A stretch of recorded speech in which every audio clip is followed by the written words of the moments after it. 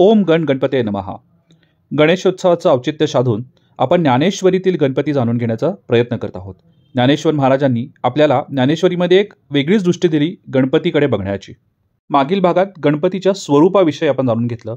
आज आपण गणपतीच्या भुजांविषयी जाणून घेऊयात. ज्ञानेश्वरीच्या पहिल्या अध्यायात 6 भुजांच्या गणपतीचं वर्णन ज्ञानेश्वर महाराजांनी केलं आहे. ही केवळ एक रूपक नसून अशी प्रत्यक्षात गणेश मूर्ती आहे. गंगाधर मोर्जे यांनी एका संशोधन पत्रिकेत एक लेख लिहिला होता आणि त्या लेखामध्ये नमूद केल्याप्रमाणे परांडा या किल्ल्यावर अशी षडभुज गणेशाची मूर्ती स्थित आहे. ज्ञानेश्वरीतील ओव्यांनुसार 6 भुज गणपतीचे हे 6 शास्त्र दर्शवतात. म्हणजे 4 पुराणं 6 शास्त्रांमधली ही 6 शास्त्र आहेत. पण या 6 शास्त्रांना आयुध म्हणजे हातात असणाऱ्या शस्त्रांशी कंपेअर केलं आहे. ज्ञानेश्वरीतील मंगलाचरणे हे म.वि. केळकरांचं पुस्तक आहे. त्यामध्ये याच्याविषयी विस्तृत माहिती दिली आहे. तरी तर्क तोची परशु याचा अर्थ परशु नावाचं गणपतीच्या हातातलं जे आयुध आहे ते वैशेषिक शास्त्र दर्शवतं. वैशेषिक शास्त्र हे आपल्याला तर्क म्हणजेच लॉजिक याविषयी इन्फॉर्मेशन देतं.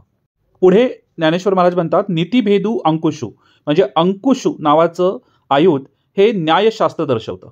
वेदांतू तो महारसू मोदकाचा, मोदकाला वेदांत शास्त्राची उपमा इथे दिली आहे ज्ञानेश्वर महाराजांनी. मोदकाने भुकेचा किंवा दुःखाचा नाश होतो अशी एक संकल्पना इथं मांडली आहे.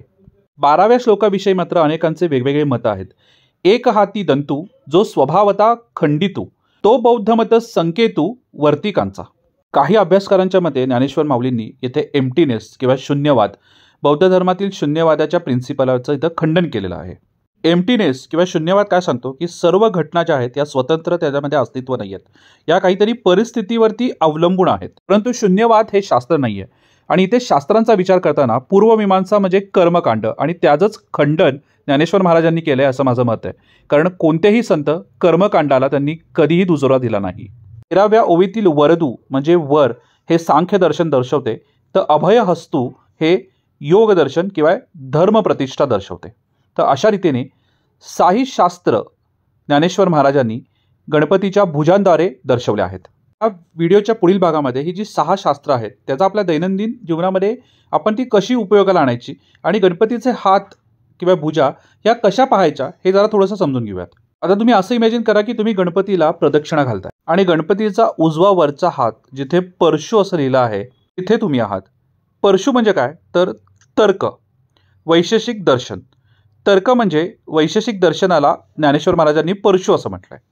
परशु जसं तोडण्याचं काम करतो तसं आपल्या जे काही परसेप्शन्स आहेत आपण करून घेतलेले ते तोडून आपण कोणत्याही गोष्टीचं जर व्यवस्थित ॲनालिसिस करायचं असेल तर त्या सगळ्या संशयांचा आणि परसेप्शनाचा आपल्याला भेद करावा लागतो आणि तरच आपण कोणत्याही गोष्टीचा परिपूर्ण विचार करू शकतो. हे ते परशु दर्शवतात.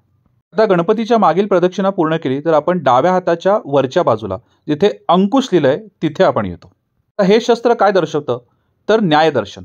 न्यायदर्शन म्हणजे नीती अंकुशाचा उपयोग करून जसा माहूल हा हत्तीला ताब्यात ठेवतो तसं जर आपण योग्य विचार केले तर आपल्या मनाला देखील आपण ताब्यात ठेवू शकतो आणि राईट डिसिजन मेकिंग आपण करू शकतो असं ज्ञानेश्वर महाराजांना इथं सुचवायचं आहे. म्हणजे पहिल्या ह्याच्यामध्ये तर्कशास्त्रात बघितलं तर राईट ॲनालिसिस आणि न्यायशास्त्रात बघितलं तर राईट डिसिजन मेकिंग. पुढे तिसरा म्हणजे डाव्या साईडचा मधला भाग जो आहे जो मोदक दर्शवतो. इथे सांकेतिक भाषेत उत्तर मीमांस दर्शन हे शास्त्र दर्शवतं. मोदक म्हणजे काय तर दुःखाची किंवा भुकेचा परिहार करून परम आनंदाची प्राप्ती करणं. खरं तर हे समजायला खूप कठीण वाटतंय, खूप असे मोठे शब्द वापरलेत, पण एकदम सिंपल भाषेत सांगायचं झालं तर हॅपीनेस थ्रू सेल्फ अवेअरनेस. आणि वेदांत आपल्याला हेच शिकवतं. हा सिक्वेन्स जर आपण परत रिपीट केला तर ॲनालिसिस म्हणजे वैशेषिक शास्त्र, राईट डिसिजन मेकिंग न्यायदर्शन आणि उत्तर मीमांसा थ्रू सेल्फ अवेअरनेस. आता ते प्रदक्षिणा करून आपण जर पुढे आलो तर डाव्या बाजूच्या खालच्या बाजूला येतो की जिथे खंडित दंतू हे दर्शवतं. हेच आहे पूर्वमीमांसा दर्शन म्हणजेच कर्मकांड की ज्याबद्दल माऊलींसह सर्व संतांनी सांगितलं की त्यापासून तो आपल्याला दूर राहायचं आहे. आणि माऊलींना हाच विचार मांडायचा आहे की जर आपण कोणती गोष्ट राईट ॲनालाइज केली, राईट डिसिजन मेकिंग केलं आणि जर सेल्फ अवेअर असू तर कुठल्याही कर्मकांडापासून आपण नेहमीच दूर राहू. कोणी काहीतरी सांगितलंय म्हणून आपण करणार नाही, तर त्याच्यामधला सायंटिफिक बेस आपण समजून घेऊ आणि तरच जर आपल्याला पटली तर ती आपण गोष्ट. आपण पुढे प्रदक्षिणा कंटिन्यू केली तर आपण उजव्या हाताच्या खालच्या बाजूला येतो आणि जो वर असं लिहिलेलं आहे जे सांख्य दर्शन दर्शवतं. आणि सांख्यदर्शनचे प्रिन्सिपल्स आपल्याला हे शिकवतात की आपले इमोशन्स म्हणजे आपल्या भावना आणि आपले थॉट्स म्हणजे आपले विचार हे कुठल्याही जजमेंटल असू नयेत.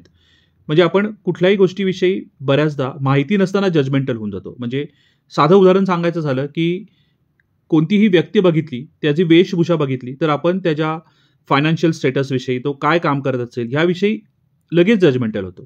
तर ज्ञानेश्वर माऊलींना कदाचित इथं असं सुचवायचं असेल की तुम्ही कोणत्याही बाबतीत लगेच जजमेंटल होऊ नकात. तुम्ही स्वतःचे जे विचार आणि भावना आहेत ते जजमेंट थ्रू बघू नकात. पुढे जर प्रदक्षिणा आपल्याला कंप्लीट करायची असेल तर सगळ्यात उजवा हात जो मधला आहे तिथे अभय असं लिहिलेला आहे आणि तो धर्मप्रतिष्ठा म्हणजे योगदर्शन पातांजल शास्त्र दर्शवतं.